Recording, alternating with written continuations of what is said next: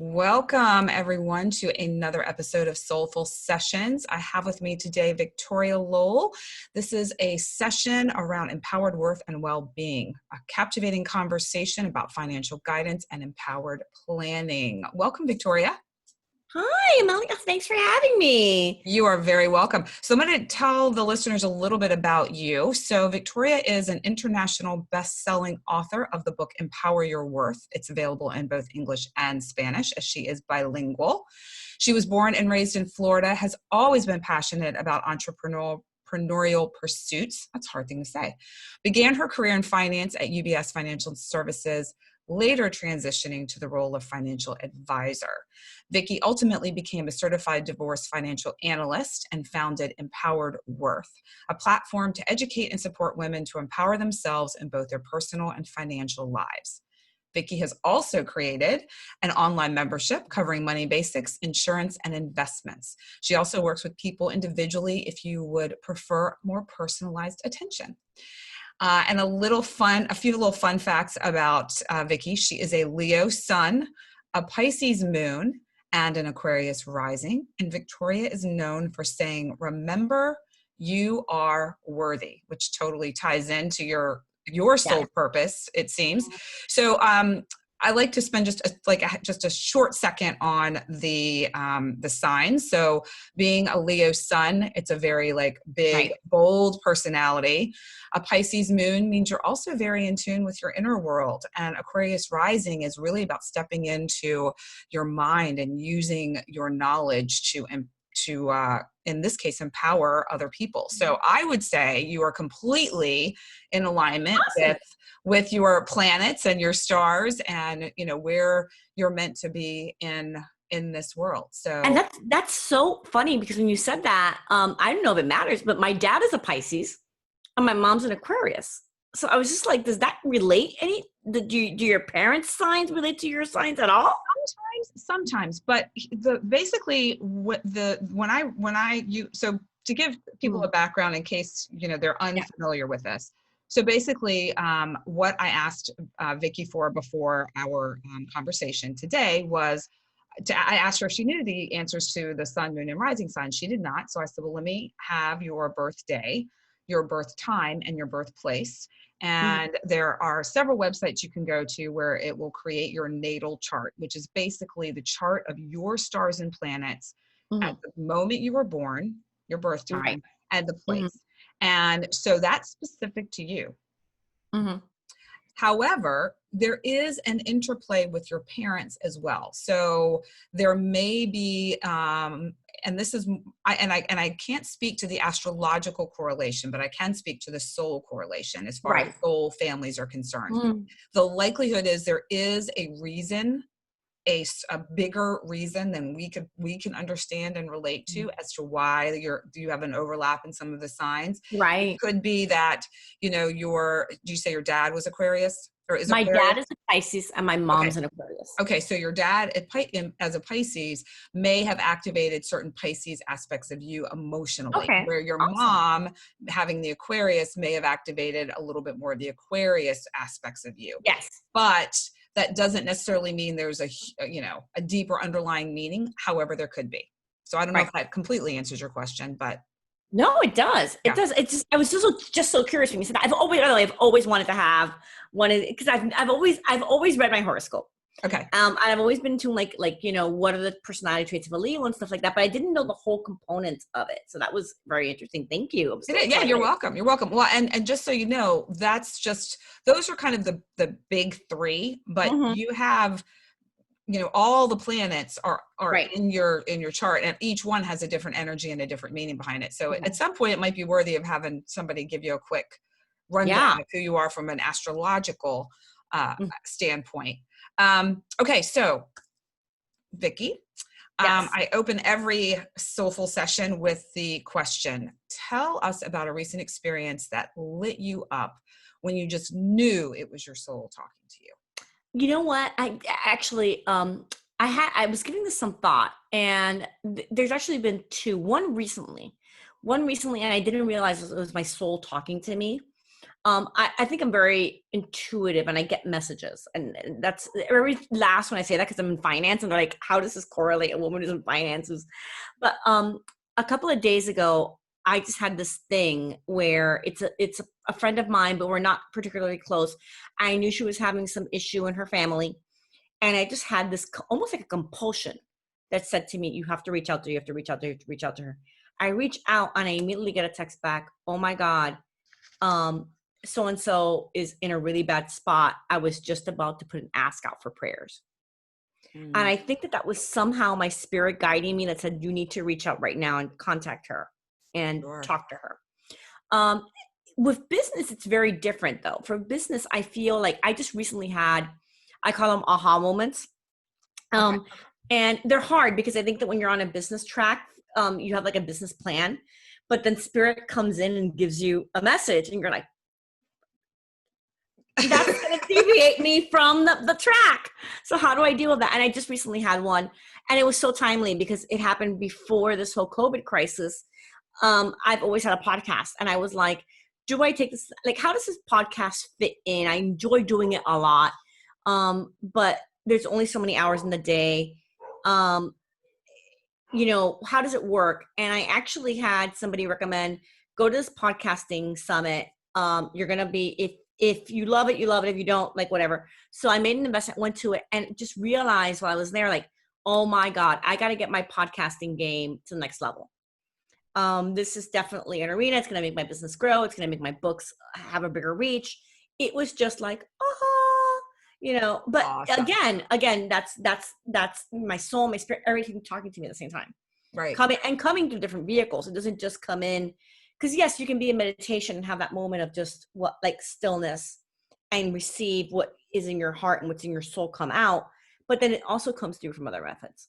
Yeah, absolutely. Well, and I love that you shared both aspects, more of the intellectual aspects of the financial world, and then really just kind of that interpersonal connection of, I really feel this strong desire to reach out to this person, and you followed it, and there was a reason for that pull and for that, I would say actually more instead of a pull, a push, a little bit of a push for you to reach out. So that's really, really cool. And you're right. It comes in, it doesn't always come in with a feeling or like a voice in your head. It may be just somebody actually literally saying to you something that like you mentioned, like there's this podcasting summit, and then you have this little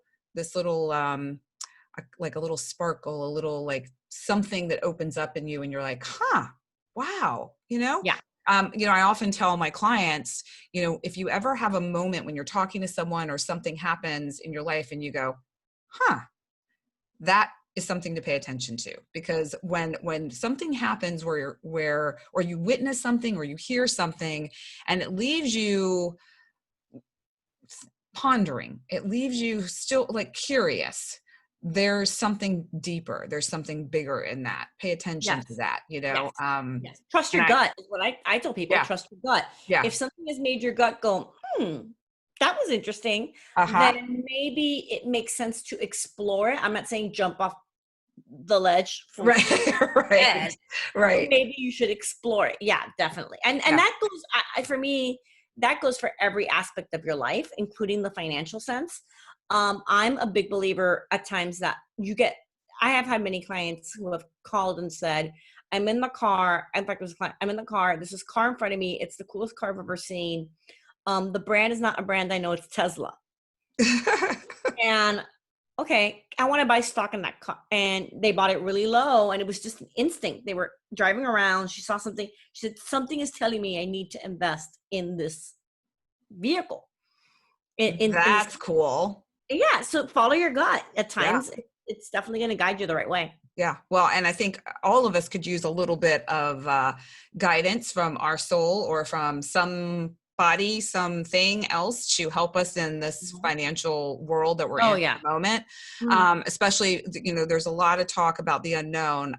This podcast is going to air a little bit after recording today, but I posted something this morning on social media about, it's well, actually it was last night, stepping into the unknown. Everyone is so fearful of the unknown. We want certainty, we want guarantees, and even more so now than ever. But when in life have we ever had a guarantee? When in life have we ever had that sense of certainty? I mean, even before all of this, if you invested money in the stock market, you didn't know which way it was going to go or how it was going to play out. So, there is a huge sense of fear and the unknown and uncertainty. However, there are ways that you can educate yourself Mm-hmm. and put yourself in a position to ultimately succeed. And so I know, Vicki, you've been sharing a lot of valuable information on Facebook, and have been giving people all sorts of tools and strategies,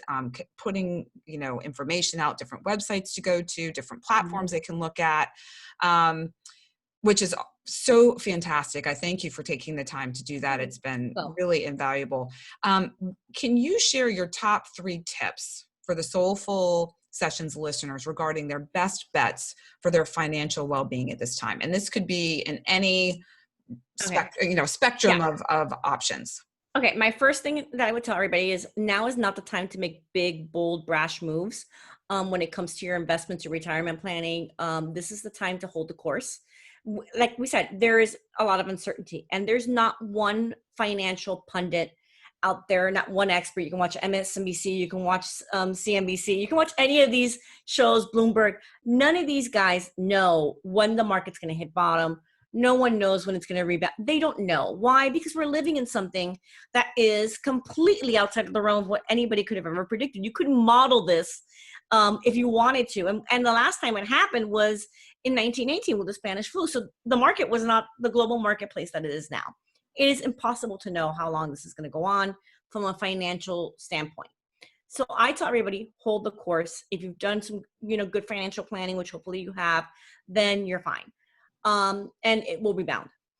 The second thing I want to tell everybody is don't be ashamed to ask for help if you need it. If you have been furloughed, if you have been laid off, if you're a small business owner who's trying to figure out how am I going to pay my bills, there are some great government programs going on right now. First of all, there's unemployment.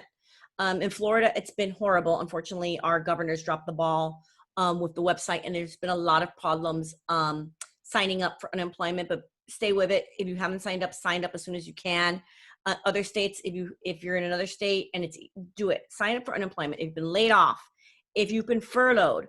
Furlough meaning that you're not being paid income, but you're still employed by the company, you can now apply for unemployment. That's different. Same thing, if you're self-employed and your business is dried up, you can apply for unemployment right now. That's never happened before. So definitely do that. Don't suffer. Don't go hungry because you don't have food, money on the table. Don't, that's not what you want to do right now. And then apply for a small business loan if you're a small business owner. In addition to that, reach out to other organizations if you need help for something. There's other things out there. There are a lot of community-based programs. I saw that there's a woman, a female entrepreneur. She's a billionaire in Georgia who is $5 million into a foundation to help female entrepreneurs get through the crisis. And that's just something that somebody is doing privately. So look on that's amazing. That That's is really, amazing. really cool. That's amazing. But do that. Ask for help. And that comes in any part of this crisis also. If you're depressed, if you are in a domestic violence situation, I say this all the time at the end of my Facebook Lives, don't isolate with your abuser. Let's find you a place. Call me, DM me. I will work to get you in a safe situation. Ask for help. I think that's really important right now. And my third tip would really be now's the time to look at that budget. I say this, it's in my book, it's in everything I do. The budget is the base layer. It is the foundation for any good financial plan. And right now, we've had to pare ourselves down to what we really need. We've had to really think about this topic. And it's one of the most crucial parts of financial planning, but we don't talk about it, which is sitting down and saying, what do I need? What do I want? And what is my dream? And, what does that feel like right now? And what is your essentials? I saw a meme recently that said, why do we pay athletes and actors what we pay them when it mattered they were non-essential? Mm, because they're not an essential worker sure. right now. They're not the people that we're counting on. We're counting on healthcare professionals. We're counting on the stock boy at the grocery store and the checkout girl and those people. We're not, look at, and teachers who are doing all this Yeah. remote teaching. Same thing is the same thing, what's essential in your life? Really pare it down. If you were able during the COVID-19 crisis to squeeze your budget down to have an extra $1,000 because then you had a lot of stuff in that budget you didn't need. Right, sure. Well, but I think the part of that holds people back oftentimes is the fact that when you talk about budgets, it's not very sexy. Talking No. about making money in the stock market and investing, that seems sexy. But your Mhm. daily, monthly, annual budget is like wah wah. You know what? However, so important. It's such a huge part of This and I totally agree. It's not sexy. And believe me, I sit down and I do a lot of budgets with people when I do counseling, and it's the most unsexy thing. It's almost like having a root canal. But right.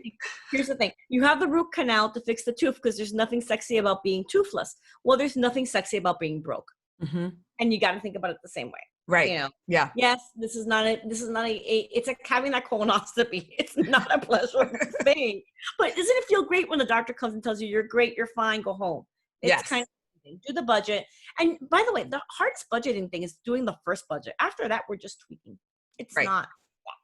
Well, and I think too, your three questions are questions that I so often bring up with my clients and, working with creating their soulful life. It's a very similar thing. Your focus is financial. Mine is more that inner work to create the outer world. And, but it's so important to understand kind of the fundamentals and then also what your dreams are, what Yeah. your ideal vision is for Mhm. yourself, for your family, for your personal life, your professional life, like all of it. It encompasses Yes. everything. And the Mhm. financial piece is part of that. Yeah. Um, Yeah. Really quickly though, I did want to go back to one thing that you mentioned about the furlough, as far as people being able to apply for unemployment even if they've been furloughed. I have quite a few friends and family members that live in Virginia since I just recently moved to Florida, and I've been in touch with a lot of them, and a number of them either have been furloughed or have family members that have been furloughed, and they were under the impression that they were not able. Is this a new thing? Is it a Yes. state Yes. state? Normally, furloughed individuals cannot apply for unemployment. Now, with the Family Cares Act and the recent legislation that was put through Congress, they have made an exception. Understand something. It's federal unemployment. You paid it to the federal government. You didn't pay it to the state. Therefore, but the way that they process unemployment, it's the most crap ass thing. The way they process it is that they do it by state. So the state has come in and overridden. That's the issue that Florida had. That Florida had all these people that came in, they were applying, they were getting booted out because the system is built not to have independent contractors, self-employed or furloughed people. So it's booting them out. That being said, they're supposedly going to fix it in Florida. They're saying hopefully by Friday they should have Okay. created whatever the patch is. The tech people are creating a patch so you can do that. But yes, you should be able to definitely. What I suggest is go to the unemployment website, the Florida one. It's I think it's connectmyflorida.gov. That has a primer right there, frequently asked questions. And you can just read through it and do it. And as I had a labor attorney who recently called me. She was calling everybody she knew who was a small business owner to tell them apply for these loans because they're there and they're forgivable. And she told me, throw it at the wall and hope it sticks. Throw it Right. at the wall, apply. Yeah. What's the worst that can happen? You get denied. Right. You're Yeah. returning for, Right. it is. It's Yes. status quo then. I mean, it just took maybe a little bit of It's your status time to quo. fill out the application.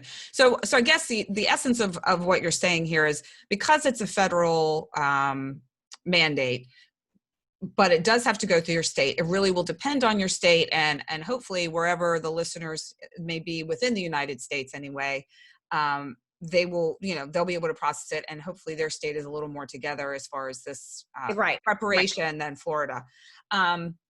So, on the same vein of, kind of prepping and, and people just kind of asking questions to have a better understanding, what are the questions that you're being asked asked most by your clients? Like, what are they You coming know, to you and saying, Vicky, help yeah, me here? I've had some questions, obviously, on how do I apply for unemployment, and actually talking through that, because there is a mental thing that people have, that they're taking a handout and it's not a hand that you've paid into it. It's like Social Sure. Security, you have that money there for yourself. The other thing that I've been asked from a lot of people is, how do I get a deferment on my mortgage? How do I approach my credit card Oh, companies? that's a great question. Oh yeah, and that's actually right now, most of the banks are doing deferments. What I am telling everybody, and it's actually in my blog for April, I talk about it. Okay. Read the fine print. No one here, please understand this. I worked in finance for many, many years. No one is giving you a free ride. They're not. Yeah. Right. They are probably rolling over that interest rate. I spoke to somebody recently, and we were talking through her deferment for her mortgage. Her issue was that she could defer for 3 to 6 months, but then it was a lump sum payment at the end of the time. That makes no sense Ouch. to her, because she's That, not going yeah. to have a lump sum. Right. Right. So you can always, and look, it's a negotiation. You can come back and say, hey, that's not going to work for me. Can I tack it on at the end? I think in her case, what she worked out was, after that, she'll do a recalculation or a forbearance on her mortgage. And it'll just be tacked on at the end. She's going to have more payments at the end. So I say, read the fine print. But yeah, defer your mortgage if you're not making money. Call your credit card companies. You're not the only person calling. Yeah. In fact, right before I got on, I was listening to the financial news. For anybody, for auto insurance right now, call your auto insurance. They're giving refunds. Why? Because nobody's driving. So we're not using our auto insurance. Oh, They're wow. giving refunds because they're actually making money, because they're not paying claims out right now because there are no car accidents happening. Right. Right. Or very few So anyway. Yeah. yeah, yeah. So definitely reach out to any lender you have, credit card, if it's your home, if it's your mortgage, if it's your car payments. And if you cannot afford to pay it, I would suggest, it's not easy to call somebody and say, hey, I can't pay. I think it's one of the hardest things for people to do. It's not if you're making, it's not if you're doing. This has happened to all of us. They're getting 1,000 calls. There is no shame in asking for help. And if this is being offered, you've been a good client of this company for years, definitely reach out, because what I don't want is people not to pay those bills and have it affect your credit card. Your credit score. Your credit score. So, Your okay. credit. So all right, here's a question. And I'm asking this on behalf of someone, a friend of mine that I know will ask me this after she listens to this podcast. So I'm asking on her behalf. So let's just say, as of right now, you're okay. You have enough where you're able to take care of your expenses and your responsibilities. But this goes on a little bit longer than you expected, or let's just say you currently have a job, but in 2 months' time, a month's time, your picture changes. Is there, in your opinion, a good time? Like, if you're doing okay now, is this still a good time to ask for Yes. deferment? Okay. Yes. Okay. And here, understand something. When asking for the deferment in this situation, this requires a lot of self-control and a lot of self-discipline. A lot of commission-based workers are going through this right now, because when you get paid on commission, a lot of people are getting paid on commissions from December and from January, and maybe even February. So they're having money come in, but since they're not working right now and they're not selling right now, what's going to happen? May, June might be a 0 month for them. Sure. So what they need to do is that they need to, again, pare down that budget to the non-essential things, save any overage that you have to tide you over for those months that you may not be, full blast and making those commissions. Now, where does the deferment come in? It allows you to pare down really, really, really small. Again, read the fine print. It's only if the deferment works for you. If they're going to ask you for a lump sum at the end of it, that wouldn't make any sense for you. Right. You're just trying to work with the cash flow here. And a lot of it's cash flow management. That's something that, myself, other financial coaches, financial planners, they can talk you through that and planning that out. But that's where you need to think about it. It's just a matter of really the cash flow planning and how you're going to work with your budget, work with your cash flow to make sure that you have enough money to get you through those months that might be coming. Because look, most of us, most businesses and most Americans only have really maybe about a month in savings, if that. to get through. And it's really, I think, been highlighted during this crisis, how many don't. It's hard. There's that question, and it's usually a very high percentage when you say, or a low percentage. How many of you could come up with $1,000 if you needed to? And I think it's less than 20% of people who say they could just come up with $1,000 like that. Yeah, So, which is, I think, why there's so many people that are so scared right now and really in that place of, oh my gosh, oh my gosh, oh my gosh, what am I going to do?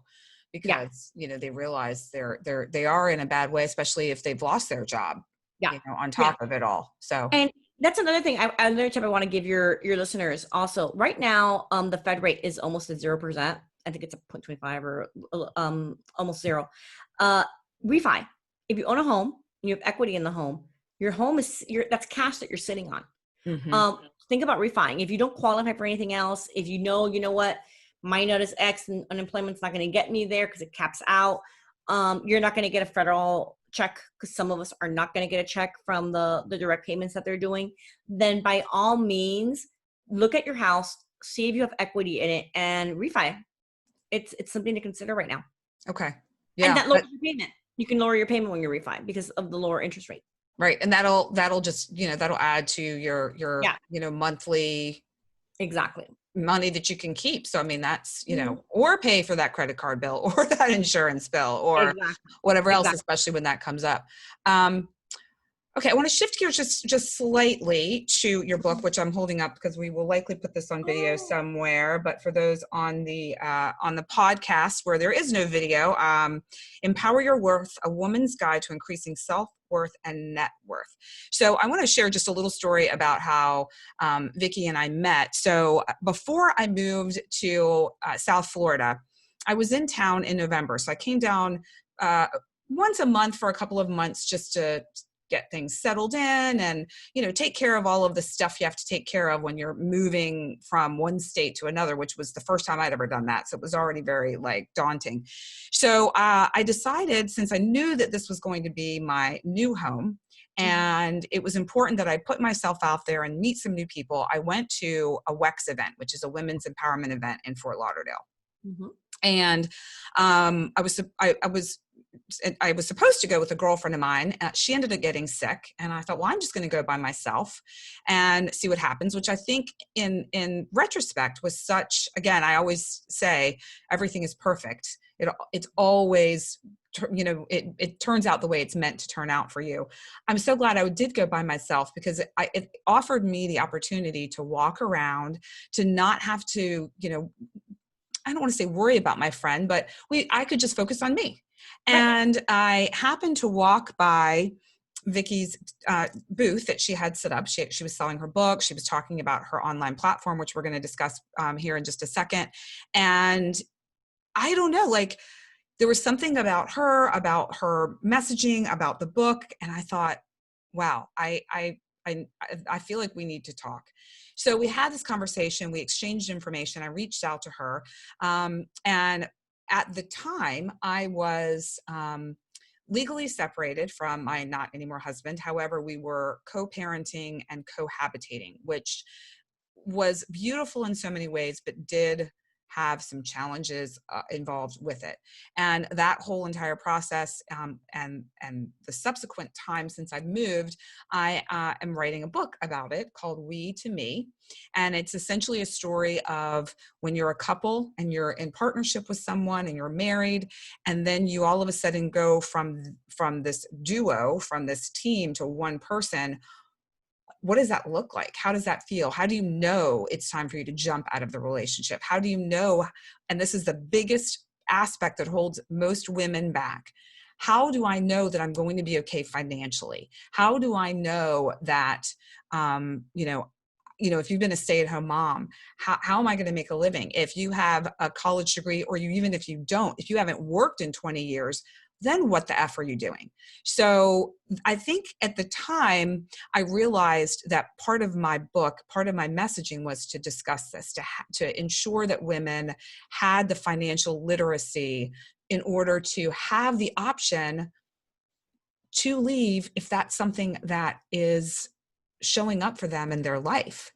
I'm not going to go into my story too much because it's not about my story, but I think it is a story that most women have. We all have our financial stories. And when it comes to a marriage in particular, and your literacy, your financial literacy within the marriage, that is so huge. And part of what I was really being called to share is the experience that I had becoming literate and then sharing resources and knowledge with other women. I stopped cold in my tracks because I'm like, I don't have enough of the knowledge. I have this little like snippet of knowledge. And then I thought to create something where a resource online for women and men, really, because it can go either way, you know, that's such a huge undertaking. And then I met Vicky and I was like, holy crap, she already did it. Like, she already wrote the book, she already created the platform, and I can support a fellow woman entrepreneur and get her messaging out and share this. I'm like, I was beyond ecstatic. Now, when I walked up to the booth, though, I didn't know all of that. It came later. And, you know, she and I did have a conversation, and I did work with her because I had done so much work already, self-study, which I don't necessarily recommend to other people when you have Vicky and her platform to go to. But we have stayed in touch, and we have, you know, maintained a relationship since then. And I'm very grateful for that. Oh, I am too. And so I'm really excited to be able to share your work and your words with people. So if you don't mind sharing with the listeners a little bit about the inspiration for your book. Oh, okay. So, you know, it's my journey. It was the inspiration. And a lot of people don't know this. I haven't shared it in the book. I started really talking about it in the last 2 years. I am my client in a lot of ways because I was a stay-at-home mom who had I don't want to say forfeited, because that's such a I had gotten caught up in the day-to-day. I had also gotten caught up in the mystique of being the stay-at-home mom. You know, I did the ladies who lunch. I was a member of the junior league. I was living the dream, as I like to call it. But I didn't know how the dream was funded. I had no idea. And my husband was in finance at the time. And then, you know, 2008, 2009 happened, and the market crashed. We had the Great Recession, as it's called. And I had to get financially literate, because I had anxiety about it. I had massive anxiety from things that stem from my childhood. Like, are we going to be able to pay our rent? Are we going to be able to do this? And my husband was great. He's like, we'll get by. God will provide, you know, all those things. And that did happen. That was the thing. But it awakened in me a need for me. And I thought I was alone to get involved in my finances. Fast forward, I'm in finance now. And I'm like, where are the ladies? Why aren't there women like walking in here? Where are all these women? Because I think you do look at some women. You look at a Barbara Corcoran or a Susie Gorman, and you think, oh, women are so in tune. They're actually not. And when I started asking the female clients, why are you not coming in? It took a while for them to get there. And then they started talking about the fact, like, well, I don't want to take it away from my husband. And this is how we divide roles in the family. And then we got to it. Oh, I don't feel like I really know anything about that stuff. I don't know anything about that stuff. I'm like, what stuff? What stuff? You know, this is not that hard. When I started my divorce practice, my CDFA part, then it really got into it, because I was starting to see the ramifications of what it meant to not be involved. The women who were divorced and had picked wrong assets in the divorce because they didn't understand things about their financial planning. Women who couldn't fill out the financial affidavit because they don't know where things are, and they don't know what the logins are to those accounts now digitally online. And they were being victims of financial infidelity. And they were shocked, and it hurt. It was not just a betrayal of my marriage is ending, and it's ending for X reasons, and I wasn't expecting it, and the stress of how am I going to live without money, and how am I going to do this? It's, oh, damn. And I've been swindled. The person I thought was going to take care of me didn't really take care of me on that end. And then there's the shame of, well, I let it happen. And that's what really inspired me. It was all those women who I spoke to who I kept saying, I was you. And if I could go on to become a financial advisor at a major Wall Street firm, you can too. And that's what I wanted to get to everybody. I wanted to say the education was never given to you, first of all. It was never given to you. You were never empowered as a woman in a society aspect to deal with this. You were told a man was going to take care of it for you. It hasn't worked out that way. Let's change the narrative. And that's how I started Empowered Worth. It was all about just changing the narrative. I love that. And I think too, the other piece of this that I would really love for any of our listeners that may be in a marriage that is not feeling good to them, and they're really, doing that really deep dive, especially right now where we have an opportunity to do that, feeling into what they really desire for their life and where they see themselves. And it may be a very different picture than the one that they have now, and may ultimately leave the marriage or relationship. One key piece of this is when that time comes, if that is your path and that is your journey, that you, and I personally do not prefer the word divorce. I prefer disentanglement. I refer to myself as being recently unmarried. I just feel like the D word just holds a lot of energy and weight.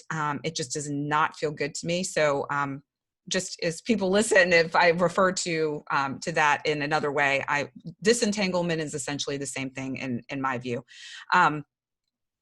I did not know that there were people that do what you do, Vicki, as far as being a certified divorce financial analyst, until my sister, who has been like such a rock for me in this process, because she, was disentangled from her not anymore husband a few years before. So she had the knowledge and the experience. She is wicked smart, super savvy. And she said, "Hey, Amalia, did you have someone take a look at the stuff?" And I said, "No, I don't even know what that is." And at that point, it was all signed, sealed, and delivered. Yeah. So I did go talk to one in the DC metro area, and I realized I left a lot of money on the table that would have changed my day-to-day life dramatically. Now, I also believe everything in life happens for a reason and everything is perfect. So because I didn't have that cushion, if you will, it's gotten me moving to get my ass in gear to really go out and get my business going and get things moving and share this story so that it doesn't affect other women down the line that may listen to this or read my book or find you, however they find you.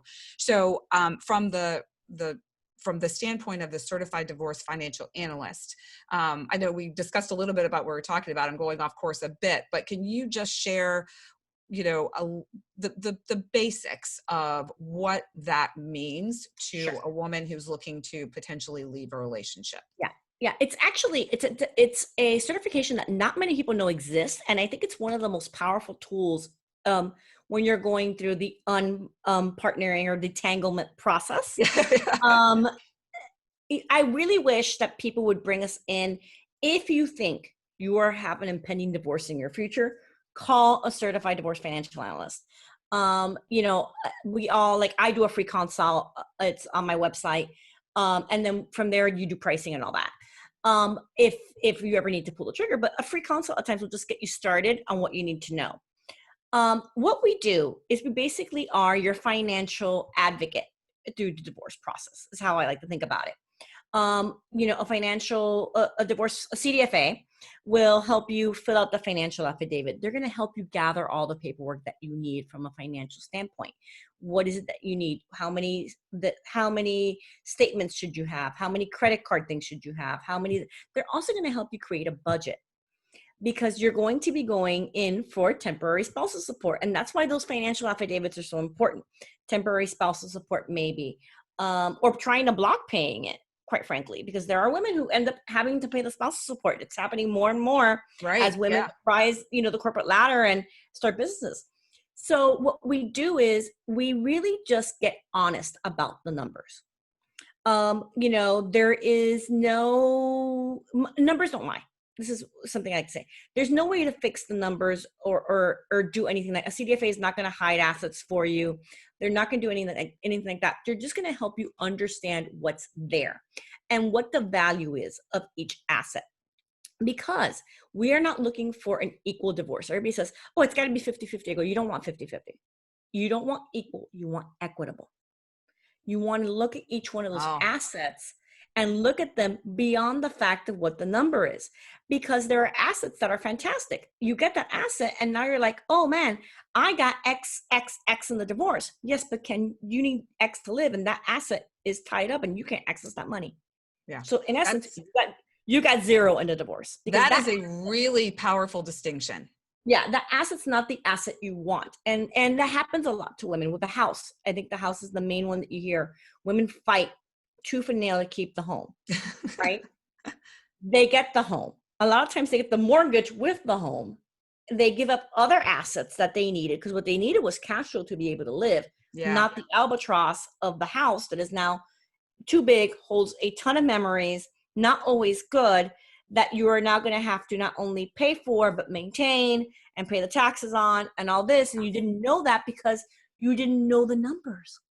Because if you had somebody to walk you through, okay, this is what the house really represents. This is what it really represents. This is what happens if you sell it. And that's what a CDFA does. They work through all that. And they do a little bit of financial planning. They're going to sit through different mediation proposals that you're going to get, settlement proposals, and they're going to say, this is how this looks in terms of cash flow, in terms of long-term assets, so that you can understand the ramifications outside of just the number. Well, and I think one of the distinctions that my sister made to me, which has stuck with me, is this is a business decision, not an emotional one. I think for most women, and I can say this for myself, oh, we were married for so long, he's not, all of that. You really, really, really have to take the emotion out of it, deal with the emotion in another arena. The financial arena is dollars and cents. Period. Yes. And I agree. And there's a book out there, and I don't remember who wrote it. And it's called, it's a divorce guide. And the title is Think Financially, Not Emotionally. Yeah. The CDFA will think financially for you. Right. Because it's really hard. And it was written by a man. I think that's so fantastic. It's not that easy. It's not that easy when you're walking away from 20 some years of marriage and the only person you've ever been with, as long as you were with your parents probably, and now you're like, oh my God, it's all ending. It's an emotional process, and it would be irrational to think that it's not. And it ties in a lot of stuff, your self-esteem, there's so much involved with moving and coupling. Yes. That let the CDFA think financially for you. Listen to them. The same way that you don't know the law and you're letting the lawyer do all the legalese for you, fine, he's not a financial expert. You need somebody to do the numbers part for you. Right. And honestly, look, with any type of detangling, you need a team. This is just one component of the team. Because I always tell people when I work with them, do you have a therapist? That's the first thing out of my mouth. Do you have a therapist, a life coach, a divorce coach, something like that? Because we're going to need somebody to help guide you through the other parts of this. Right. The embracing a lifestyle change, embracing the new normal. And I can't do that for you. I can give you the numbers, but that's not my area of expertise. You need somebody to walk you through it in other aspects. Well, and I think that you speak just perfectly into where, I learned what I learned in order to do that for other women. Exactly. I don't work only with people that are looking to exit a relationship, but there are quite a few that are drawn to me because of the fact that I have personal experience. I can speak directly to what they're going through. I can completely relate to how they're feeling.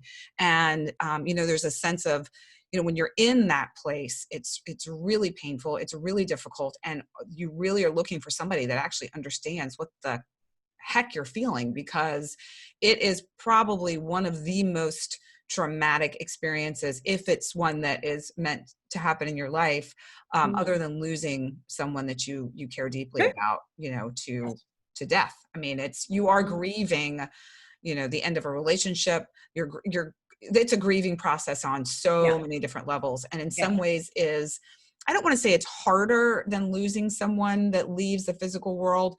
But it definitely offers some other challenges in it, because you are still interacting and engaging with this person that you may have some very deep emotional wounds with. Yeah. So I say this, I'm not the expert in this side of the equation. You are. But I think you said it so perfectly. It's grief. It's grief. Mm-hmm. You are mourning something that you have lost. And I do think for a lot of women, it's harder because, especially with children, the person dies, you don't have to see them again. Right.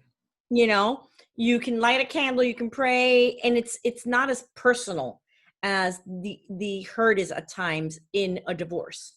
Right. You can't fault somebody for dying. It happened to them, really. It happened to you, but it happened to them, So I think you just nailed it. It's grief, and it's a grief that I think can be reopened so many times because that happens. And that's one of the things that I want women to think about. And that's why I think working with you, Amalia, is perfect for women when they're getting through divorce. Because one of the things that I want you to think about is think about what you want to do. Because at times leaving money on the table is the right thing to do if you are getting yourself self-worth, your mental peace from doing that. Right. Right. And that's really important for women to say. I say, how much is this asset worth for you? Because this asset means you're going to have to be dealing with this individual for X number of years to come. Right. If you want a clean break, at times you have to leave money on the table. Right. And or if you want your children, because I know a lot of women who have said, I wanted my children. Yeah. Because children do become pawns at times in the divorce situation. And I know many women said, my husband put a number on the kids. Right. And that's what I had to give up to get him out of our lives.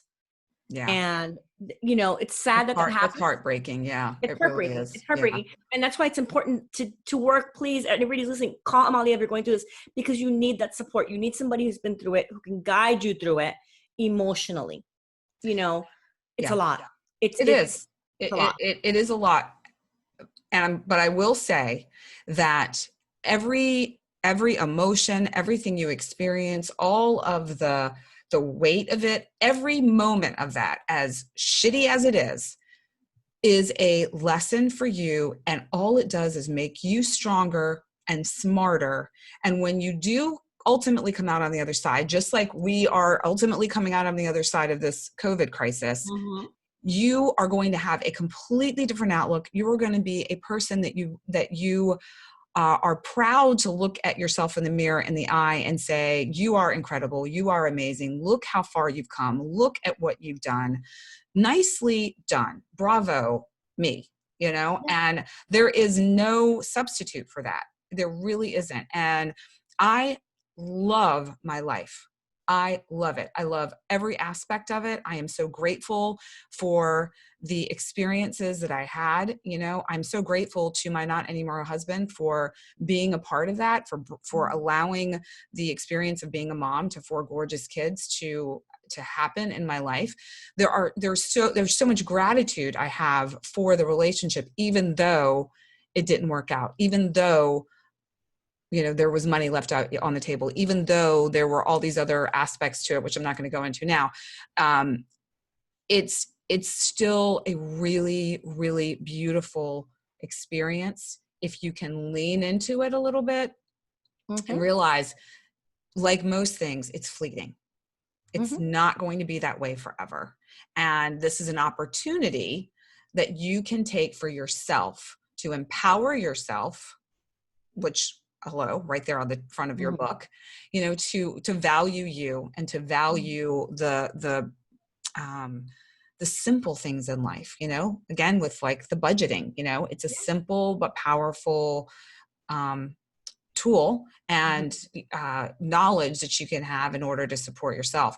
So really quickly too, I'd like for you to speak briefly about your online platform and your community. I think, what I love about it is it's really simple and easy to use. It's broken down, in a way that it's digestible. It's not a huge time commitment because most of us are really being pulled in all these different directions typically. And it's very affordable. And it really will help women have a better understanding and feel like they have some control in an area that they likely have had little to no control over. So just can you tell the listeners Sure. a little bit about that? And you also have a little gift, Yes, downloadable I gift do. for them if they Yeah. are interested, if they would like to sign up for your newsletter. Yes.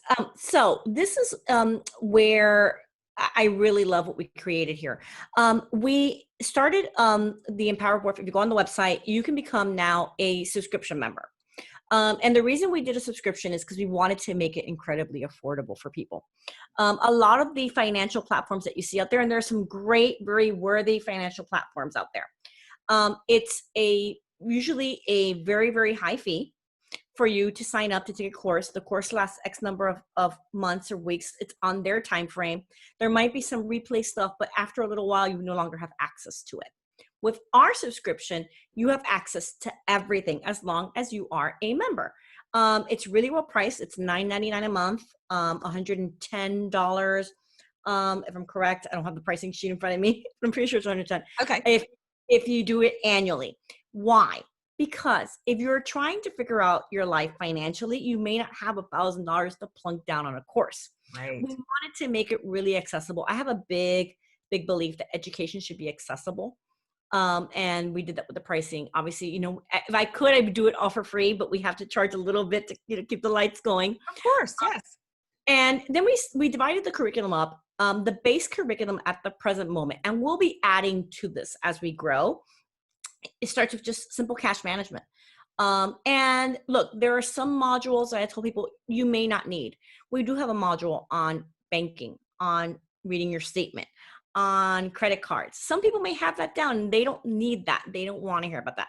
Here's the great thing about our platform. You do what you want when you want to do it in as long a time frame as you want to do it. Awesome. I was, like I said, I was a stay-at-home mom. I've been in the pickup line. At times, all you have is 30 minutes, and that's a quiet time for you. And you might get on your iPad and go in and be able to do that and just take a course. We have PDFs that you can download as well. And that's all there for you. And it's really easy. In addition to cash management, you get our second course, which is insurance, and that has 3 modules. And we cover all aspects of insurance. The idea being that after you take that module, you'll be able to have a conversation with an insurance broker coming from a place of knowledge. You won't be bamboozled. I always hate when I run into somebody, I'm like, why did you buy this product? Well, it's the product that the guy sold me. Okay, he sold you. Understand, your insurance agent and your financial planner, I'm saying this, we're really good sales guys. That's what we are. We are really good sales guys. We do have some background, but the guy who's actually the really, really big analyst who's crunching all the numbers, he's in New York and probably went to MIT and is sitting in a cubicle. Okay, he's like 20 something years old. He's really, really bright. He's probably not the financial advisor that you're seeing when you walk into Merrill Lynch. Just saying. So keep that in mind. I want you to always have a little bit of knowledge. Now, do you have knowledge enough to sit down and, calculate all the intricacies of the insurance plan? No, and you don't have to. You just need to make sure that it's got what you need so you can make an educated purchase. And then our last one, investments. And that covers everything: stocks, bonds, alternative investments, munis, you name it, it's there. And we'll be adding on to that module as women get knowledge, or anybody really. When you kind of, eat from the tree of knowledge, you want more knowledge. So we are going to be adding on to that intermediate and then probably an advanced class somewhere down the line. But there is plans for maybe launching an intermediate course at the end of 2020. Okay. Well, and I think that's really timely because of, now, the stock market is at this moment of recording, not super strong. And there will likely be a really beautiful opportunity to get in low and invest in the market again, help boost the economy and really be able to optimize your portfolio that way. Definitely. Yes. And that's also something, one of the things that we are doing, and we're deviating a little bit from the planned curriculum for the year. We do monthly webinars. If you're a subscription member, you get access to that monthly webinar or the replay if you can't join live. Awesome. And we will probably do something on that, on what to do if you have a situation in the market. I'm posting today on the YouTube channel a presentation that I did for Empire.co on the COVID crisis and what the financial aspects are. And that's there for free. That if your listeners can go to YouTube and go to the Empowered Worth channel, and that'll be there for free. But there'll be more stuff coming like that as we go through the crisis. Definitely. Okay, so folks can find you, so basically at your website, empoweredworth.com. Yes. They can also find you on all social media platforms under Empowered Worth. I think with the exception of Snapchat, I'm on everything. Okay. Okay. We are on Pinterest. We are on Pinterest. We're on Twitter. I'm on LinkedIn, and Facebook and Instagram. And YouTube, obviously, too. And YouTube, okay. yeah. Okay. Yeah. And for your listeners, just before I forget, if you guys visit Empowered Worth, you're going to see a little pop-up.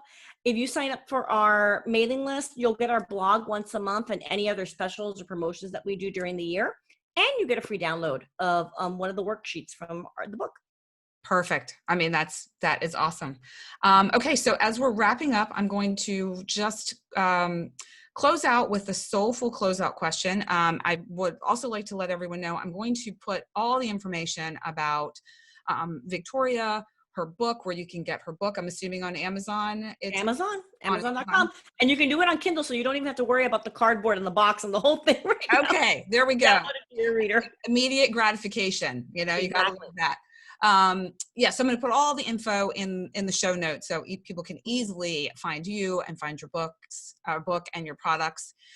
So final question, Vicki, what rituals, if any, do you have to tune into your soul's voice or to bring your soul, quote unquote, online? You know what? I've taken up, and this is actually a really recent thing, yoga. And I love just one aspect. I love to get into child's pose. That's my, and I just meditate in that pose. It's actually, I find myself just really relaxed after a class, and I just sit there. Other people get into, the typical legs crossed and just namaste. And I'm in child's pose, and I just love that. It makes my back feel really good because I have back issues. Okay. And I meditate, and I talk to spirit, and I say a little prayer while I'm out there. Oh, that's awesome. That's beautiful. That's beautiful. Well, when you're in child's pose too, you're really tuning into your inner self, your inner child in a way. And, our inner child can bring out a playfulness and a lightness to us and offer us that moment of like, oh, all right. I can take this moment for myself. So that's really cool. So Vicki, I want to thank you so much for being with me today. And I will say thank you for the listeners for tuning in. I hope this was very helpful for you. I am Amalia saying bye for now. Remember, we all learn from one another. And this was a captivating conversation with Victoria Lowell of Empowered Worth. Thanks so much.